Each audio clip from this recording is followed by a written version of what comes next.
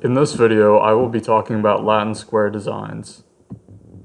Simply, Latin square designs are grids of letters that can signify a unit within certain combination of variations of different factors. The row represents one factor, the columns represent another factor, and the letters, also called treatments, represent the third factor. For example, one instance of a combination of these factors could be of factors row 1, column 2, and treatment C, and thus would correspond to a space on the square, the one that is 3 to the right and 1 down. While the most commonly illustrated example is a 3x3 Latin square, it can be expanded to many more units, as many variations as desired, so long as only 3 variable factors are still included. As you can see here, these are 3 Latin squares of different size, ranging from 2x2 to 4x4, and they can get as big as theoretically possible. From Latin square designs, we can obtain a 3-factor analysis of variance, or ANOVA table.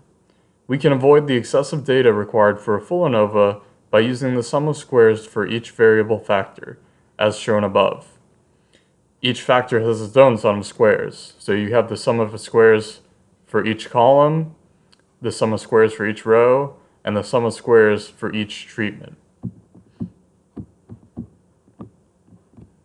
From this, we can use equations to obtain the total sum of squares, which can indicate overall difference from the mean and give an idea of the variance of a Latin square.